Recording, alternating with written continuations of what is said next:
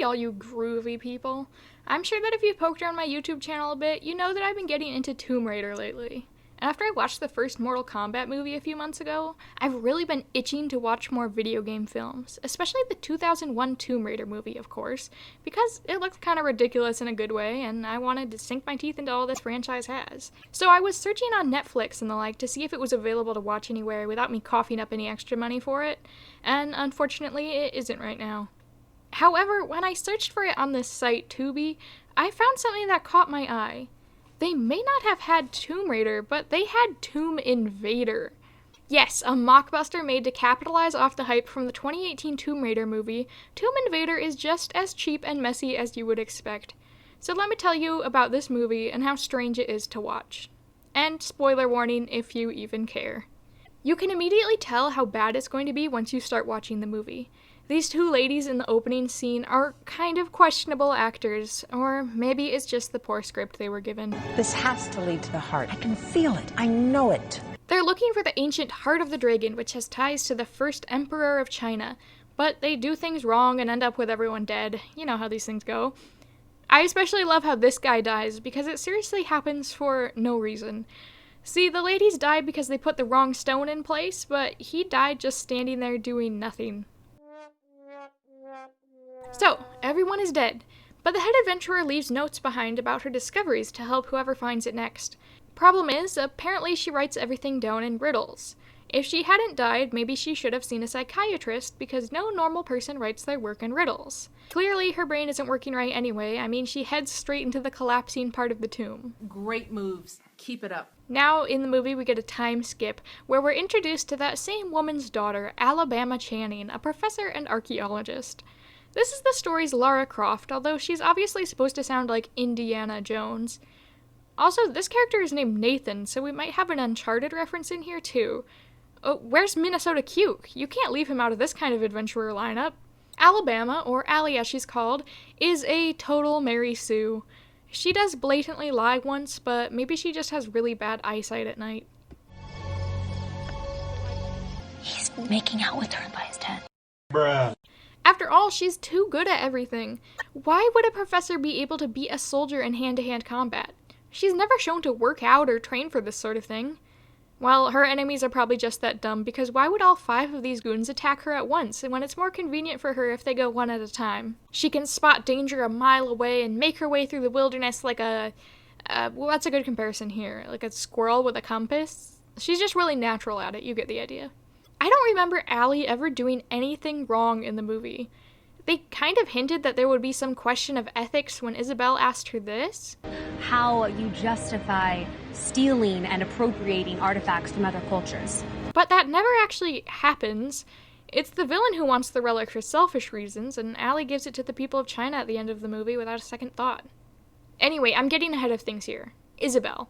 She appears and gives Allie something from a man named Tim Parker, and it's her mother's lost journal. That doesn't make any sense, because they make it seem like no one has been in the tomb after her mother, and especially not Tim. Well, he lures her to China with the mystique that he has this information about her mother. Of course, Allie wants to know what's up, so she goes to China to see what Tim wants, accompanied by her one-dimensional friends. They may as well be named Dirt and Lesbian, because those are their only character traits. They find out that Allie's archaeology nemesis is there, Nathan Carter. He's special because he gets 2 character traits instead of 1, being greedy and being an alcoholic. He's a bad person because he sells artifacts instead of using them for cultural and intellectual purposes, and Alabama's a professor, so you know she just hates this. She doesn't trust them at first, but agrees to work with them anyway. Tim is trying to complete what Allie's mother started after all, find the Heart of the Dragon and give it to the people of China. It doesn't start well because some random people show up in the middle of the night to kill Isabel. Why? Well, she wasn't important anymore to the story, so what else were they supposed to do? Keep her in it? These guys also want to find the Heart of the Dragon. They need someone with pure intentions to be the next one who tries to find it, so they've been killing anyone who tries to come steal it. They realize that Allie is this perfect Mary Sue who can do no wrong, so they all team up to work together. But surprise, surprise, Tim and Nathan have agreed that they're going to steal it to become rich. Of course Tim was a villain. Good guys don't have cigars. Nathan's selfishness doesn't last long, because as cliche as ever, Nathan decides he doesn't want to steal the relic since Allie and friends have taught him how to be a good and honest person or whatever. It only takes 2 conversations to change someone's whole personality. So once they get into the tomb with the power of riddles and poorly made CGI levers, Tim goes off on his own to steal the relic while the others hunt it down more ethically. Dirt immediately dies, of course. I knew he was going to die as soon as he was introduced as the nerdy character. Tomb Raider taught me that nerds don't survive adventures.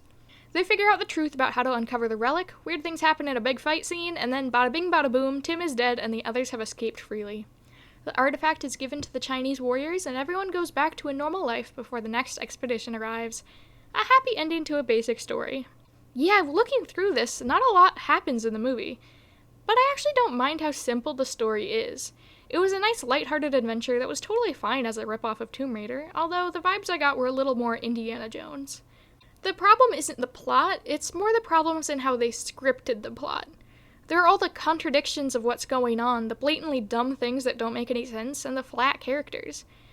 The acting of the main characters was fine after all, so it's a pity they started off with this. Oh my God. Julie, Amazing. look at this place. Imagine the time it must have taken to build this. Oh my gosh. They were very limited by how little they had to do, but they do it pretty well, and I guess when you're watching an action adventure like this, it's not really about the depth of the characters. Besides all those issues, the biggest thing for me was that the editing was definitely questionable. The CGI was always blatantly easy to pick out from reality, and the colors near the end of the movie seemed to be edited differently every few seconds. It was kind of jarring to look at. But I'll give them some more props anyway. They could have made things so much worse, and they didn't. They didn't have dumb jokes or pointless romances. They stuck to the main idea at hand, and with their probably small budget, it's pretty good. Maybe if they had actually spent a little more time on it instead of trying to push it out so fast to compete with the real deal, it could have been a solid movie. Solid for a mockbuster anyway, let's not get ahead of ourselves. So if you like Tomb Raider, you might enjoy this movie. Just keep your expectations low and have fun with it. It's not going to be serious and dramatic like the movie it's based on, but cheesy and cliche instead. So why don't you grab your textbooks and head down to China, because Alabama's got to finish what her mother started.